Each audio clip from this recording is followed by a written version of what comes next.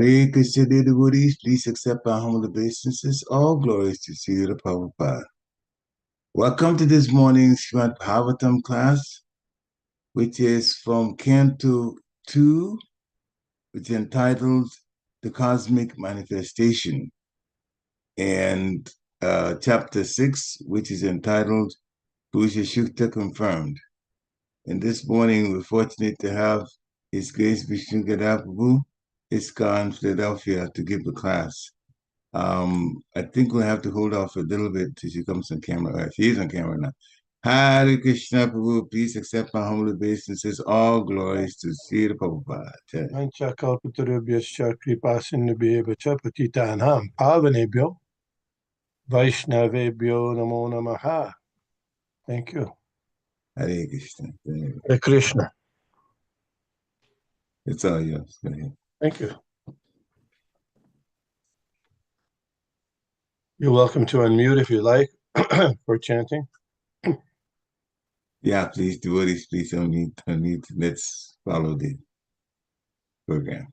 Hare Krishna. Jaya Radha Madhava Kunja Bihari Jaya Radha Madhava Kunja Bihari. Jaya Radha Madhava Kunja Bihari Jaya Radha Madhava Kunja Bihari. Gopi Jana Vallabha Girivaradhari Jaya Gopi Janavallabha Girivaradhari. Gopi Jana Vallabha Girivaradhari Jaya Gopi Janavallabha Girivaradhari.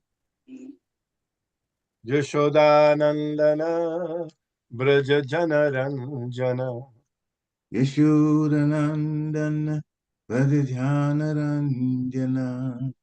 Yashodanandana Braja Jana Ranjana Vishnugada Pradhyana Ranjana.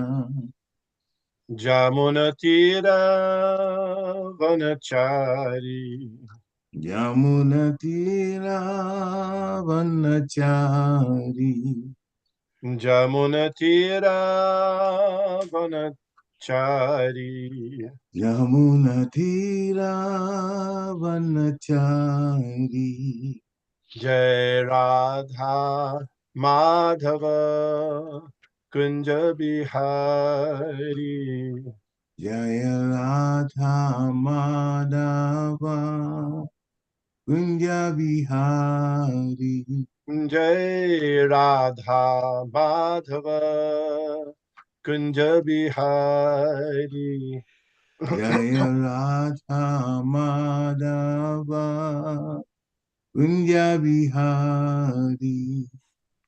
Gopi Jana Vallabha Girivaradhari Jai Gopi Janavallabha Girivaradhari.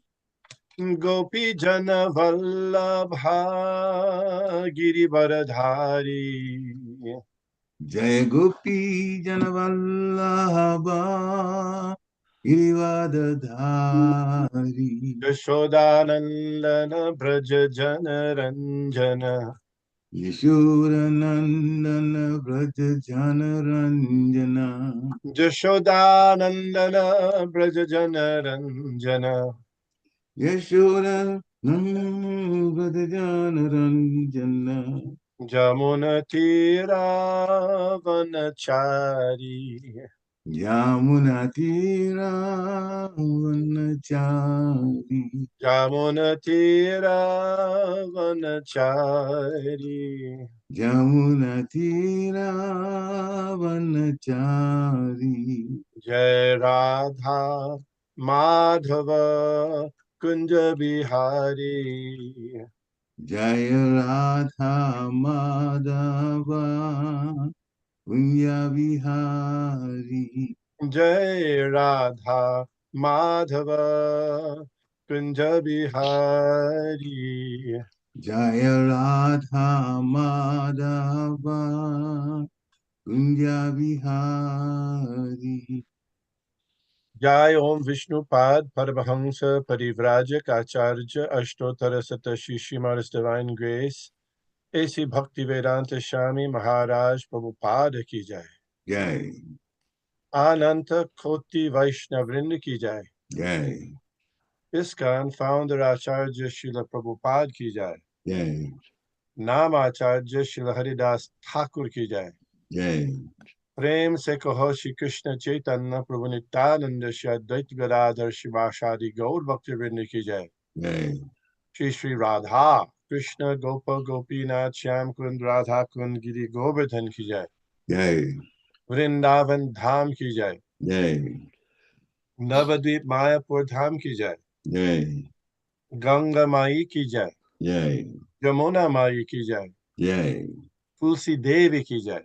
Jai. भक्ति देवी की जय। Jai. समवेता भक्तवृंद की जय। Jai.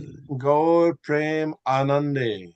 Hari Hari Bo. All glories to the assembled devotees. Hare Krishna. All glories to the assembled devotees. Hare Krishna. All glories to the assembled devotees. Hare Krishna. All glory to Sri Sri Guru and Sri Gauranga Hari Hari Bol. Nama Om Vishnupadaya Krishna Prishtaya Bhutare Srimate Bhaktivedanta Swami Iti Namane Namaste Saraswate Deve Gauravani Pracharine Nirvishesha Shunyavadi Paschatya Deshatarine. Om Namo Bhagavate Vasudevaya. Om Namo Bhagavate Vasudevaya. Om Namo Bhagavate Vasudevaya. Om Namo Bhagavate Vasudevaya.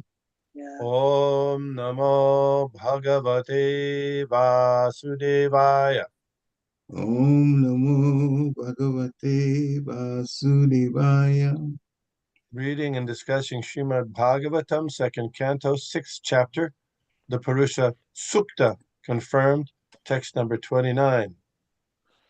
Tatas bhrātara ime prajānāṁ patayo nava ayajan vyaktam avyaktaṁ puruṣaṁ su-samāhitāḥ. Tatas bhrātara ime prajānāṁ patayo nava ayajan vyaktam avyaktaṁ puruṣaṁ su-samāhitāḥ. Tatas bhrātara ime prajānāṁ patayo nava ayajan vyaktam avyaktaṁ puruṣaṁ su-samāhitāḥ. Please chant. Tataste bhātara prajaram patayo nava ayajan vyaktam avyaktam puruṣaṁ su-samāhitāḥ. Hare Krishna. Tatas bhrātara ime prajānāṁ patayo nava ayajan vyaktam avyaktam puruṣaṁ su-samāhitāḥ. Hare Krishna.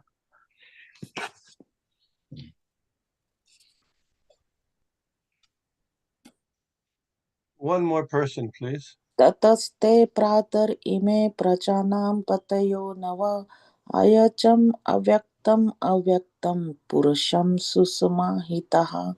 Hare Krishna. Thank you. Tata. Thereafter, te, your, bhrātara, brothers, ime, these, prajānāṁ, of the living entities, patayo, masters, nava, 9, ayajan, performed, vyaktam, manifested, avyaktam, non-manifested, puruṣaṁ, personalities, su-samāhitāḥ, with proper rituals. Translation. My dear son, thereafter, your 9 brothers, who are the masters of the living creatures, perform the sacrifice with proper rituals to satisfy both the manifested and non-manifested personalities. Report. The manifested personalities are the demigods, like the ruler of the heavenly kingdom, Indra, and his associates. And the non-manifested personality is the Lord himself. The manifested personalities are mundane controllers of the material affairs, whereas the non-manifested personality of Godhead is transcendental, beyond the range of the material atmosphere. In this age of Kali, the manifested demigods are also not to be seen, for space travel has completely stopped. So both the powerful demigods and the Supreme Personality of Godhead are non-manifested to the covered eyes of the modern man.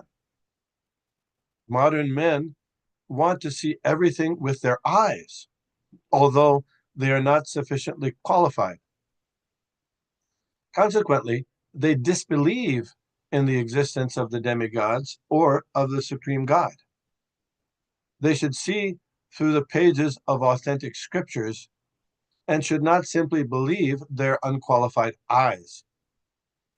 Even in these days, God can also be seen by qualified eyes tinged with the ointment of love of God. Om Agyana Timirandasya Gyananjana Shalakaya Chakshurunmilitam Jena Tasmai Shri Gurave Nama Shri Chaitanya Manobhishtam Stapitam Jena Bhutale Shayam Rupakadahyam Dadati Shapandantikam Jai Shri Krishna Chaitanya Prabhu Nityananda Shri Advaita Gadadhar Shivashadi Gaur Bhaktivinoda Hare Krishna, Krishna Krishna, Hare Hare, Hare Rama, Rama Rama, Hare Hare. Before speaking, I'd like to ask the permission and blessings from all devotees, and particularly those who are senior by age and or advancement in Krishna consciousness. Hare Krishna. Krishna. This section of the Srimad Bhagavatam is describing the initial creation within this universe. Previously, it was described that from the Karanadakshaya Vishnu, many universes are expanding from his breathing and through his pores of his body. So you can imagine just how gigantic Karanadakshaya Vishnu is compared to our tiny selves and even this tiny planet. And because universes are coming through from his breathing and through the pores of his body. And then in each universe, therefore he's called, another name for Karanadakshaya Vishnu is, you know what? You know what another name for Karanadakshaya Vishnu is? Well, the shorter name is Mahavishnu. Yeah, Maha. And what does Maha mean? Great. Great. Big. Yeah, big. Mahavishnu, big Vishnu. Great, big Vishnu. Just like in, sometimes in temples, a devotee we'd have in the early days, several devotees with the same given name, Mike, say Mike. So there was a tall Mike, and we called him Maha Mike because he's big. So this is gigantic Vishnu, Mahavishnu. And into each one of those universes, Mahavishnu, big Vishnu expands also big, but he lies down in the bottom of the universe, and from his navel, a lotus flower blooms, and on that lotus flower, the original created being, as opposed to the non-created beings, the original created being appears as Lord Brahma.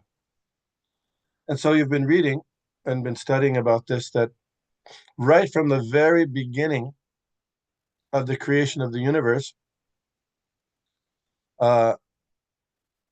the process of yajna, or sacrifice, was developed. You remember reading this. So right off the bat, the most important things are provided for by the Supreme Lord and the Masters, the arrangers of this universe. Just like in temples, first thing, make an offering to the Supreme Personality of Godhead deity form, and attend Mangalarti right off the bat. Just make sure everything's going in the right direction. You know, you got to get up on the right side of the bed. Is the saying, isn't it? So right off the bat, before anything else happens, the creation includes developing the ingredients and the process of sacrifice, which means to utilize the ingredients or the facilities in the universe available for the satisfaction of another. In this case, here it says for the masters to perform sacrifice for satisfying both the manifested and non-manifested personalities. So this is very interesting.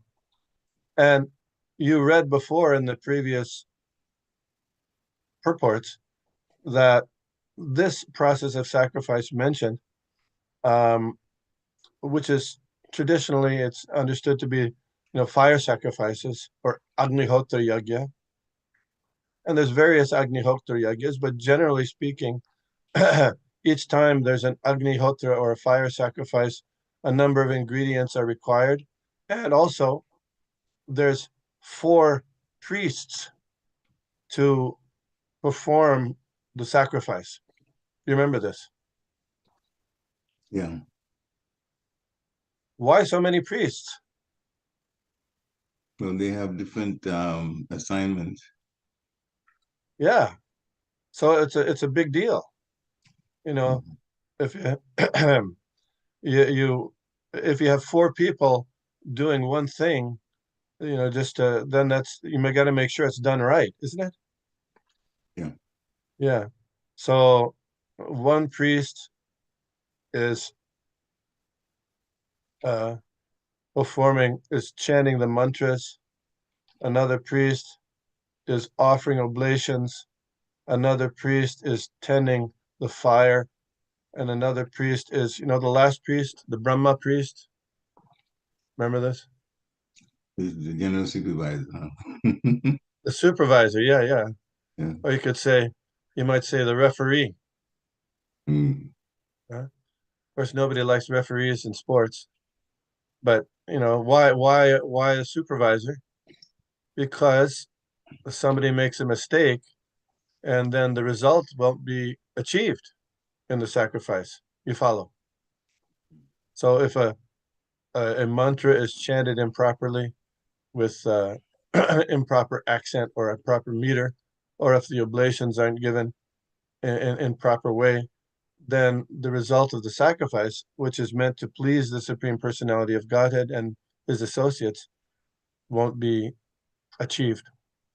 So it's a very serious thing, happy but serious, because the purpose is for satisfying the Supreme Personality of Godhead. And if it's done right, the sacrifice will satisfy the Supreme Personality of Godhead, isn't it? So they want to make sure, because it's a big deal to satisfy the Supreme Personality of Godhead. If we can satisfy the Supreme Personality of Godhead actually satisfy, then our lives will be successful. And our path back to Godhead, to get out of the cycle of birth, death, old age, and disease, is developing. So we want to, since it's such a serious business, we want to make sure it's done right. And these sacrifices, therefore, there was a division of labor.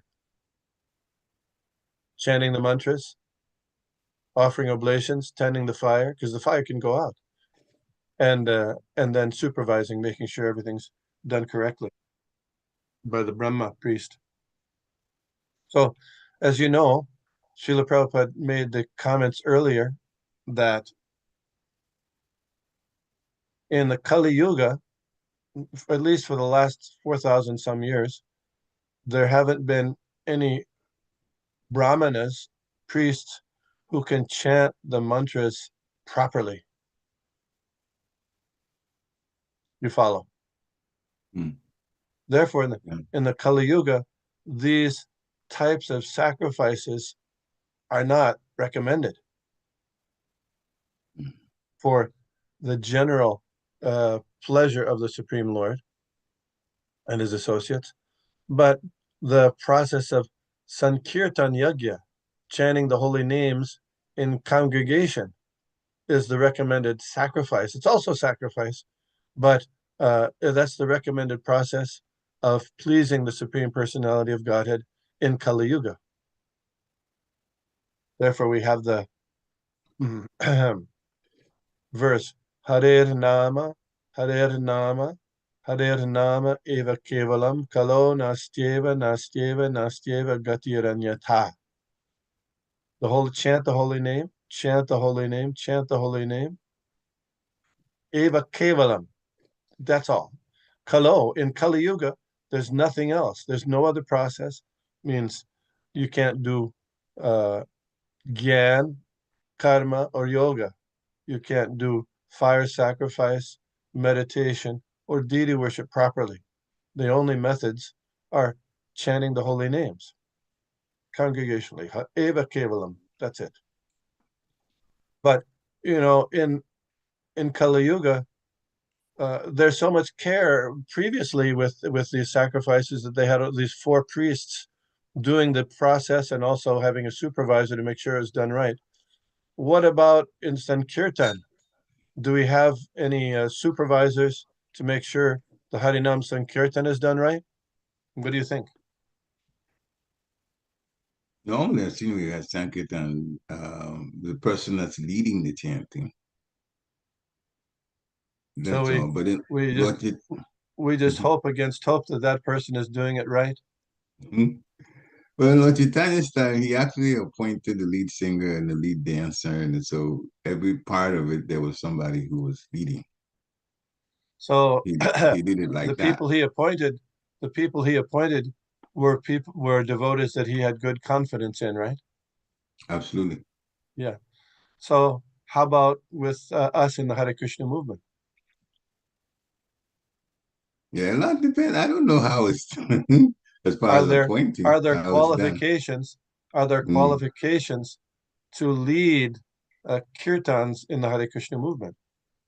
This is an open question. Yeah, I'm comparing the system that was mentioned in these verses of the fire sacrifices with the sacrifices of chanting the sacrifice of congregational chanting of the holy names. And of course, we're familiar with the verse that Lord Chaitanya mentioned or spoke, Nam Nama Kari Bahuda Nija Sarva Shaktis Tatrarpita Niyamata Smaranena Kala Etadrishi Tava Kripan Bhagavan Mamapi Durdaivami Drisimi Hajani Nanaraga. Oh my Lord, your holy name alone can render all benediction upon the living beings, and therefore you have hundreds and millions of names like Krishna and Govinda, etc. These holy names, they contain all of your transcendental potency, and there are not even any hard or fast rules for chanting the holy name. Oh my Lord, you've made so kindly made approach to you easy by chanting the holy name, but unfortunate as I am, I have no attraction for them. So in that verse, Lord Chaitanya mentions there are no hard or fast rules. Correct? Yeah. So what does that mean? There are no hard or fast rules in chanting the holy name. When it's chanted, it can be chanted at any time, anywhere. That's one. Okay. It could be. So in these fire sacrifices, as mentioned previously in these verses, usually they're done at a holy place.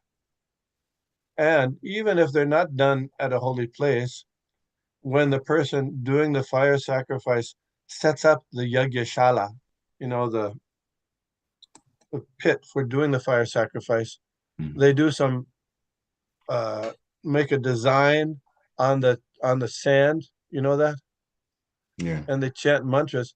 And that design is supposed to be an emblematic or a representation of the Triveni. There's inside within that design, there's 3 lines, a yellow line, a white line, and a blue line, which is supposed to designate the 3 rivers, Ganga, uh, Jamuna, and Saraswati. White is Saraswati, blue is Jamuna, yellow is Ganga, and they put them together, and that because it's supposed to represent Prayag, the confluence of the 3 rivers, to make this, and they chant mantras to make this the holy place. Yeah. So it could be done.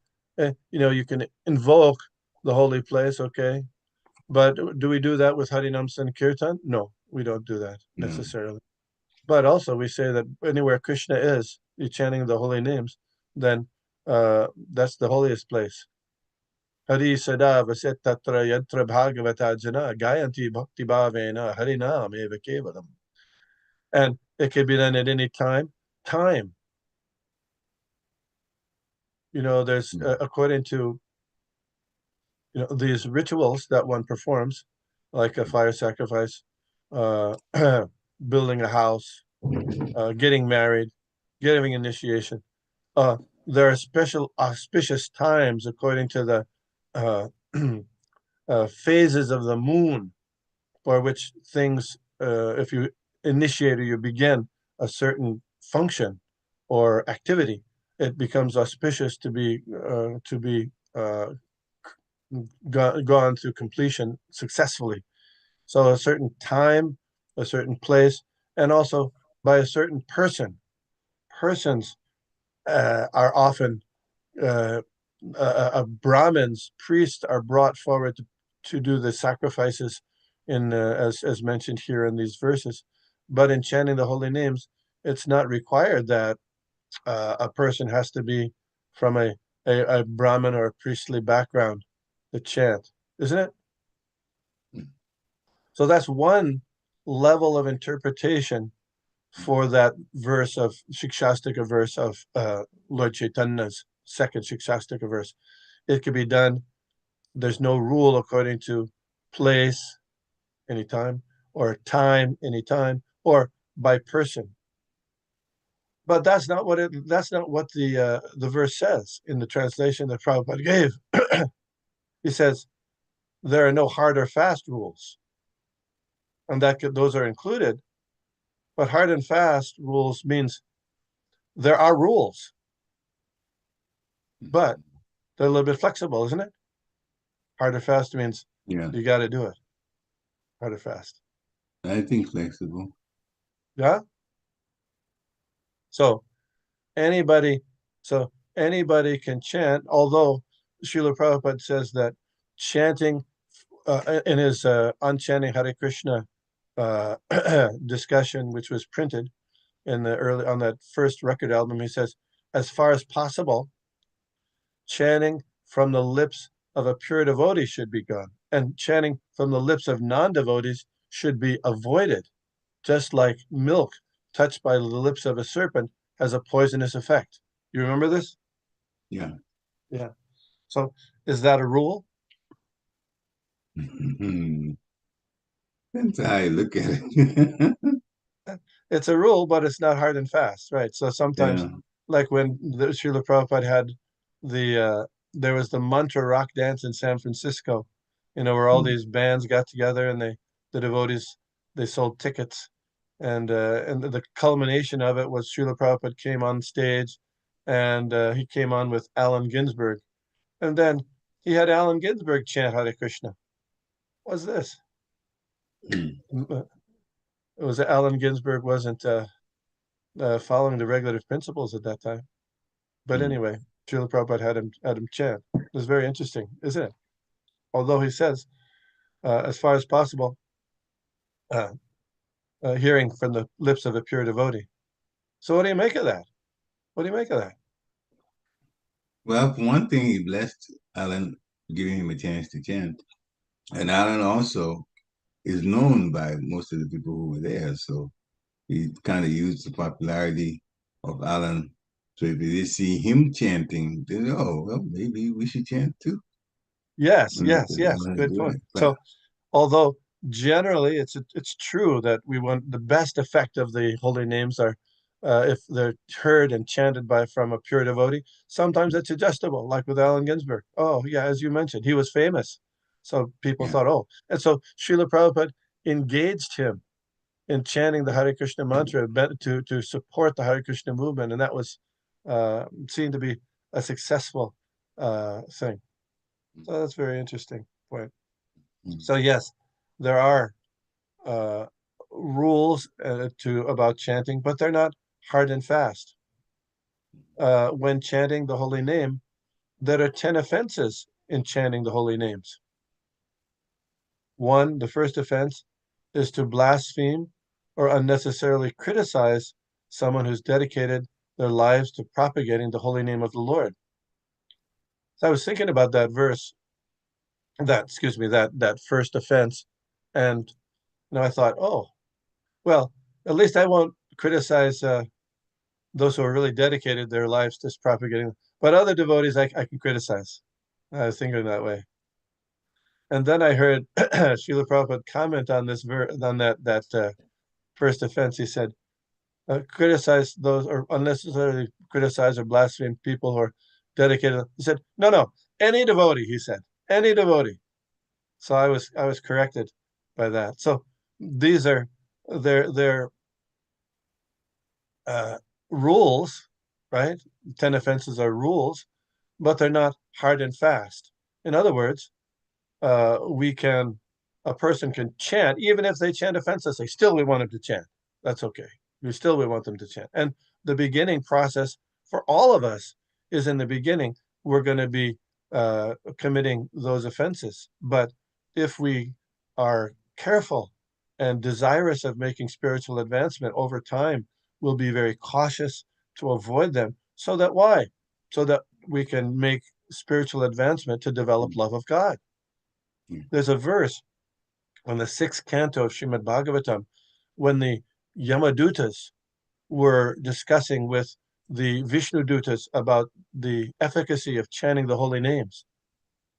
And the Vishnuduta said, chanting of the holy names is the best process for atonement, of getting rid of the results of all sins, even if it's chanted neglectfully or as a process of entertainment or in a joking manner. Yeah. So that gives one license to chant anyway. But if you think about it, our purpose of engaging in devotional service is not just to neutralize our past sinful activities, but it's to develop actual love of God. So chanting neglectfully or to indicate something else or just for entertainment purposes will not bring us to love of God, although it is certainly beneficial. Do you follow? You follow? Yeah. Yeah. So anyway, so the contrasting the sacrifices done as exemplified here right after the creation of this universe, and Harinam Sankirtan. And Harinam Sankirtan, there are, and chanting of the holy names, there are rules. It's just that they're not hard and fast. And one to understand how to please Krishna, the most important part of pleasing Krishna, as you all know, is to please the spiritual master. Yasya prashadad bhagavat prashado, yasya prashada nagati kutopi. If yasya prashadad, by your mercy, bhagavat prashado, the Supreme Lord is pleased. Yasya prashada, long a, yasya prashada, without your mercy, na gati kutopi.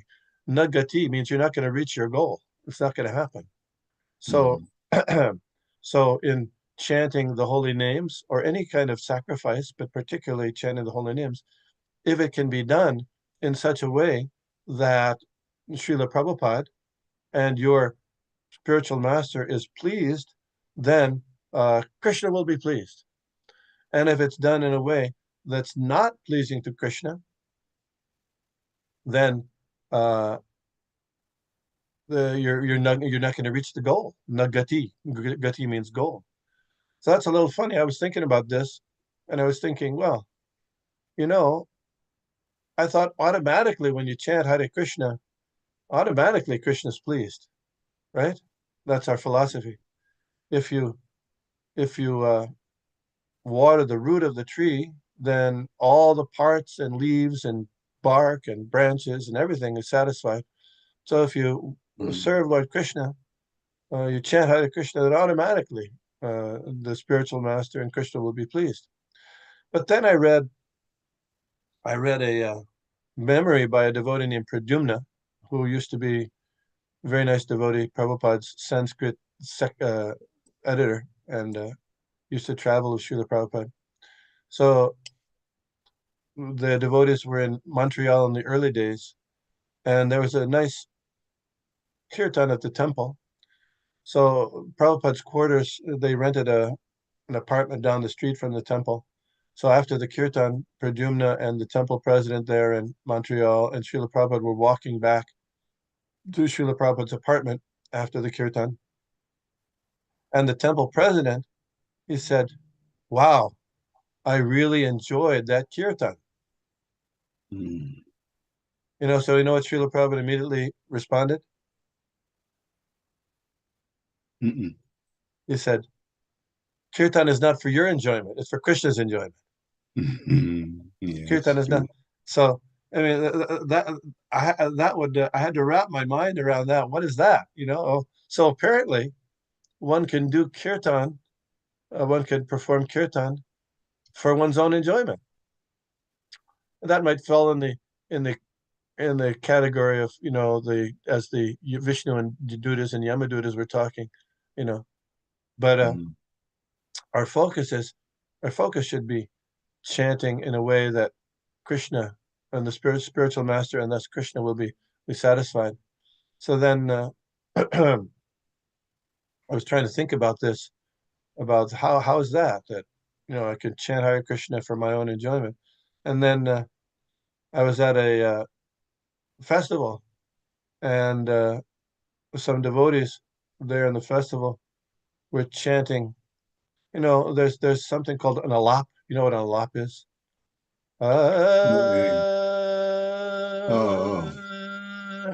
Yeah. And Srila Prabhupada specifically stopped devotees from doing that. He didn't like it.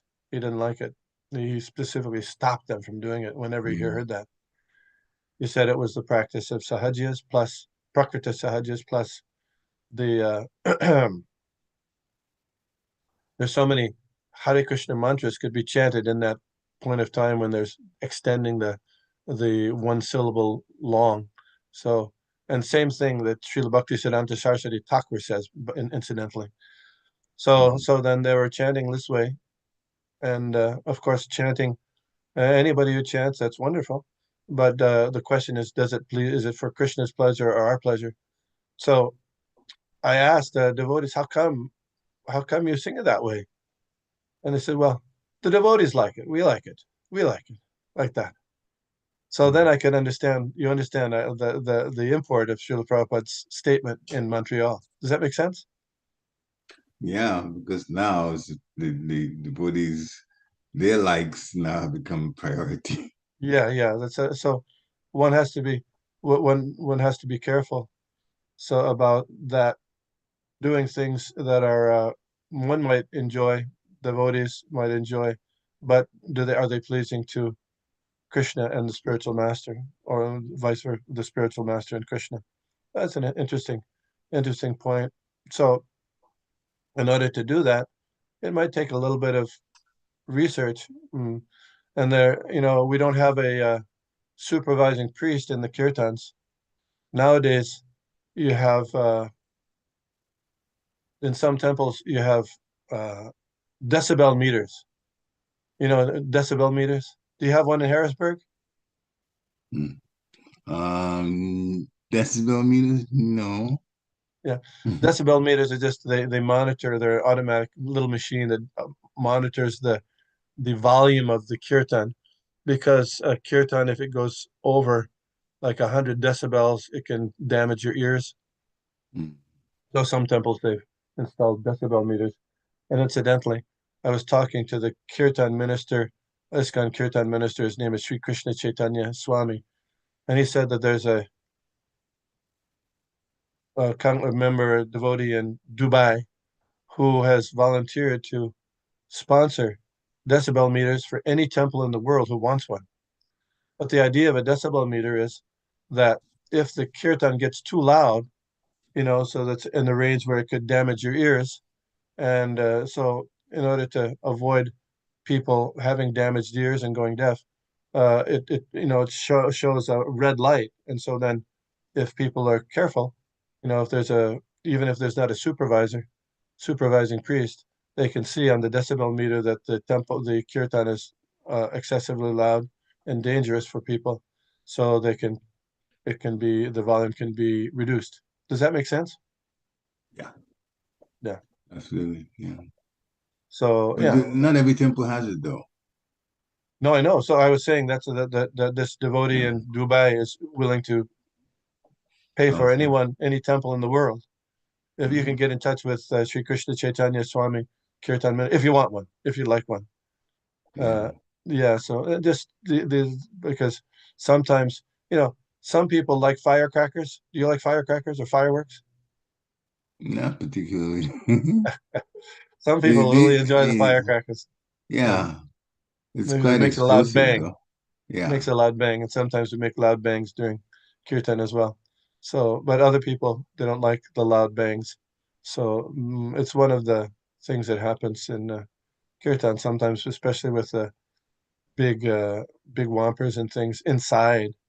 Mhm. The reverberations are echoed, and the volume increases and stuff like that. So anyway, that's the point being that in the Harinam Sankirtan, we may not have an official supervisor, but it is incumbent on the devotees who lead and are in charge, that to know the recommendations and of Srila Prabhupada and Lord Chaitanya when chanting the holy names, including uh, the 10 offenses, and things like decibel level, so people don't lose their hearing when they come to the temple, and things like that. Mhm. Does that make sense? Yes, absolutely. Yeah. Anyway, so an interesting point here is also that Srila Prabhupada differentiates between here there's manifested and non-manifested personalities, non-manifested personalities being the Supreme Personality of Godhead, and the manifested being the demigods, because in early ages, the demigods and used to come to the earth, not Mhm. infrequently. So therefore, you Mhm. have in the Greek mythology, the different demigods, coming to the earth to interact with human beings.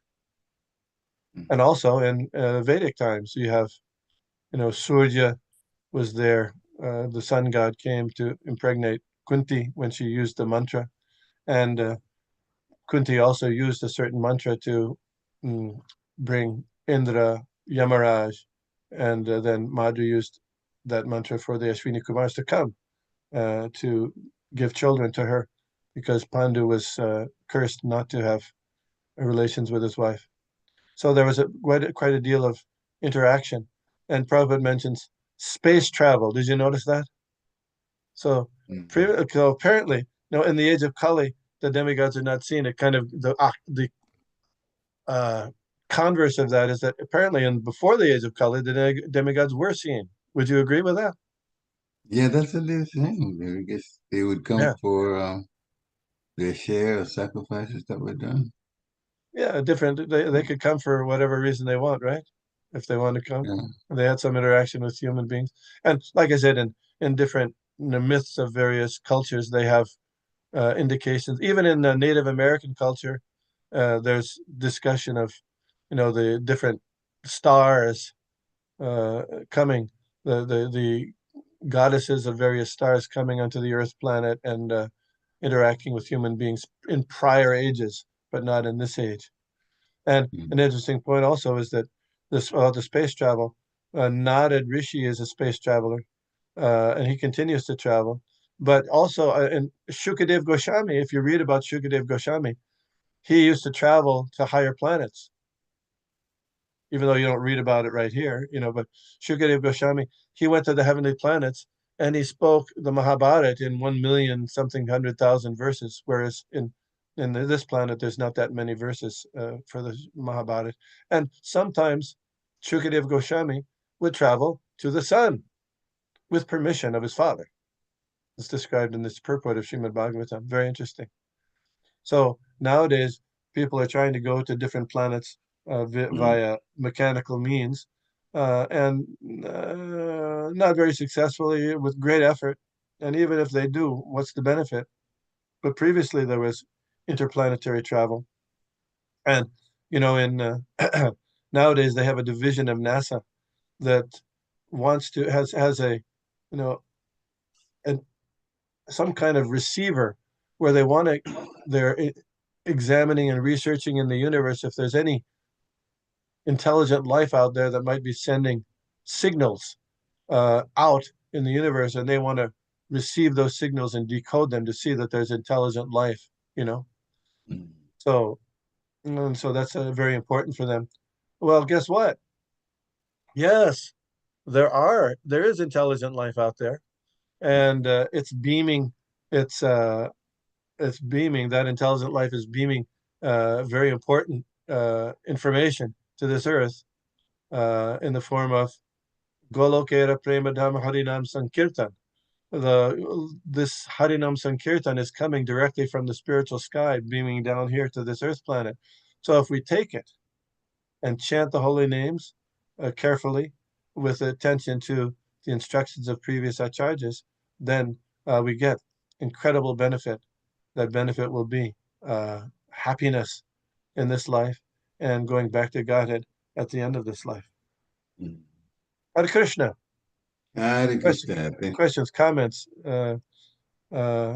reflections, corrections, all those things. Okay, so dear thank you for listening to this. And this is the time if you want to ask Vishnugada, just mention, unmute yourself, ask a question. Jackie Mataji, please go ahead. Hare Krishna, please accept my humble obeisances. All glories to Srila Prabhupada. Thank you. Yes, Prabhu. I would like to know why don't the gods come down to the earth anymore? Why not? Good question. Sometimes in cities they have an area that's like a fish market. Yes. And it really stinks. Yes. So that's like the condition of the world nowadays in Kali Yuga all over the world. It's a messy, messy, messy place. And it's not that they can't, and that they do, even so they do a little bit, but comparatively what they did before, very much less, because the activities going on here are nasty activities more and more. Previously, there was spiritual and good activities going on, but now there's nasty activities. So pretty much they avoid it. Like I'm giving the example, one might avoid the fish market part of the town. Does that make sense? Yeah. Yeah. That's like devotees, even now, if you go to the supermarket, we don't make a turn for where the chicken and the beef and everything are packaged. Usually we don't go down that aisle ever. Yeah, Really. there's a visceral rejection and discomfort there. So Yeah. it's similarly, I mean, they can come, but they generally don't come because of that reason. Interestingly, I think yesterday was Shiva Ratri, isn't it?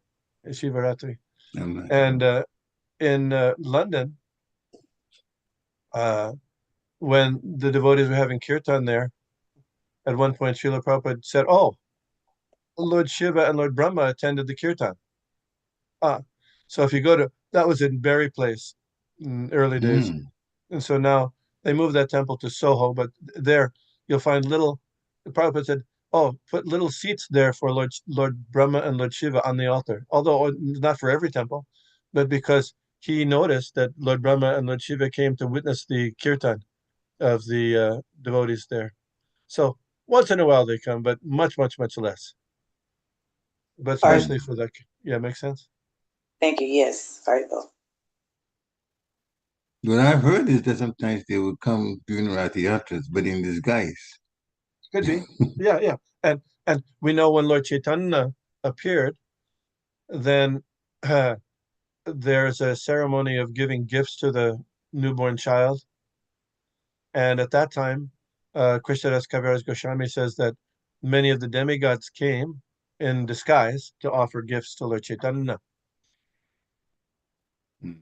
So yeah, so it's just a matter of degree. It's not that they don't ever come, but the amount, the practically compared to before, it's very, very much less. Means they And as used you're to giving come the and idea, meet them. Sorry. huh? They used to come and they were seen, that they weren't in Yes, disguise to receive yes, for who they yes, were. yes, yes. Good point. Yeah. Good point. There's a Yeah. book called God and Science by my godbrother Sadaputa Prabhu. And in that Mhm. book, there's a chapter called Cross-Cultural References to the Vedic Civilization. And in that book, he gives very, very detailed information about uh, other cultures describing interactions with demigods prior to Kali Yuga. It's very interesting. And Mm. not just, Norse culture, Greek culture, Native American culture. It's very consistent over many, many cultures. The history, or the, people will call it a myth or a legend, but that the demigods or superhuman beings would interact with humans in previous ages, but not now. Mm. Okay. Hare Krishna. What is any other questions? Thank you, Jackie. Any other questions? Was is it okay with you if I tell one story Of course, involving your this stories was are always enlightening. it's he did not agree. Earlier, well over about 20 years ago. Ratyatra Day, and the only Ratyatra Ed Gita and I did that I got a chance to sing part of the way. And so we're going at that time I was singing. And the Gitanagri Ratyatra, you go up towards the gate or the entrance. You don't quite make it to that, and you make a left and go up a hill. The Denagi people call it go over that hill, but you go up a hill. And what happens is that since the card, has the deities on there and all this, so devotees that are pulling, they'll start at the bottom of that, just before we go up, and then they try to go a little faster, push the cart a little harder, so they run up. They try to run up the hill with the cart, and it's quite difficult. And some devotees kind of gave up I was at the microphone, cordless mic, singing, and I was actually panting also. Anyway, trying to go up. And I saw four men in looks like late 40s, 50s. They looked Indian. They all had turbans, slim guys, absolutely strangers to me, never met them before. And they were the only ones left. Everybody gave up. And those four pushed the cart all the way up. And I mean, I was surprised. I didn't know. I said, who are these people? I just very surprised about it. But it came down to just four people, and they were able to muscle the cart up the hill to go down to the top of the go down hill. So we began to are these some of the people in disguise doing because they did it fairly easily, where other people were struggling that I knew, were struggling. So that kind of stayed at the back of my mind, but I don't know. I'm maybe speculating. But It certainly could be. I mean, their service to Lord Jagannath would be that's what the demigods do. They're servants. That's why they're called suras, because they do service for the Supreme Lord. So it wouldn't be. It's not inconsistent with that point. Very good. Yeah. Thank you. Thank you. You write that down in your memories, please. Okay. Anybody get a picture? Video? No, well, no, I don't think anybody's got a picture of it, but I don't know what people actually noticed what had happened because many of them wound up at the bottom of a hill giving up, the run up the hill. So I don't think people actually cared at that time. 20 years ago, I don't know how many people were taking cell phone pictures. Not many people had cell phones then. Okay. Yeah, at that time. Yeah. Good point. But I definitely, because I was supposed to sing, so I stayed with that, tried to run up and panting and couldn't even sing properly. But I saw them and I was very amazed because I was right there with them, not pushing, just holding the mic. And I saw them do it easily. Slim guys, Anyway. And something. Oh, Jackie Mataji, I saw you raise your hand again. Okay, go ahead. Yes, Hare Krishna. When and why does the cart come out? Is it cart comes through the city or something like that? It's a ceremony. Do we want to? It's at the usually there's a one day. I think it's the last Saturday in July, where they have a festival beginning around noontime at Gita Nagari, where Lord Jagannath, the deity of Lord Jagannath, comes, and he's taken on a big cart along with kirtan and and chanting and services there in Gita Nagari. Like in many temples in the world also observe that ceremony at certain times in the year. Hare Krishna. Yeah. Atlanta should have one. They have one. So what's that? Atlanta. Oh, Atlanta. I think he's from that area. So they have one. Oh, okay. Yeah, they Yeah. have one usually at the first week or so of June. Any other questions? Just a comment is that who are those 9 brothers that of Narad Muni? Because he's speaking, the Lord Brahma speaking to Narad Muni. So you could think they're the 4 Kumars, but that's not the 4. No, and you could think it's Lord Shiva, but it's not. It's the nine sages. 9 sages headed by Marichi, Atri, Vashishta, so. Pulaha, Pulastya, Angira, Brigu, Kratu, and Daksha. Those are the 9. They're performing sacrifice at the beginning of the universe. And interesting point is in the previous purports, Srila Prabhupada says that in this age, these fire sacrifices can't be done properly. So they can be done, but they're often done just for show and can be a cheating process. Did you remember that? Well, Kali, you got a lot of things to not really get done so well these days. Yeah, there's text before that. About, in purpose, 4 or 5 Papa mentions that. Yes. Just for show. Yeah. So, remember, even though we try to do it as nicely as possible, still the results aren't going to be there because we can't chant the mantras properly.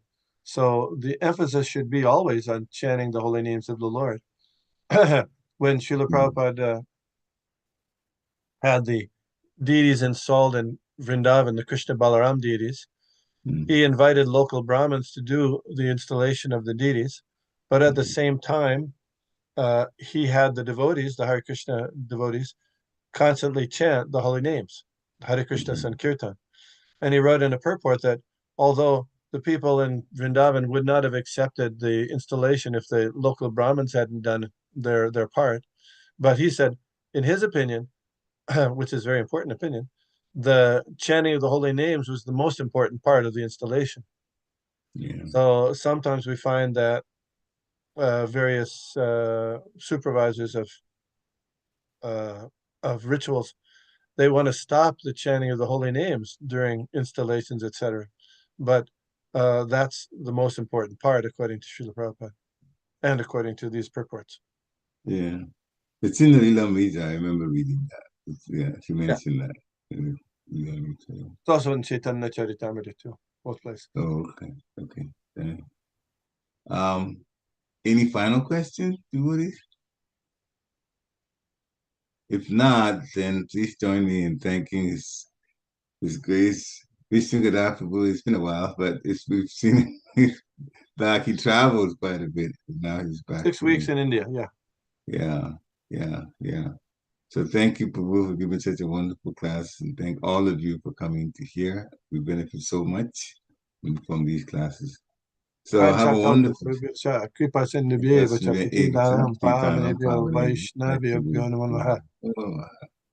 can say have a wonderful day, right? Krishna conscious day. Krishna conscious day and weekend. It's almost the weekend now. Hare Krishna. Hari Bol, Hari Bol. Hari. Hare Krishna. Hare Krishna. Glory to the Prabhu.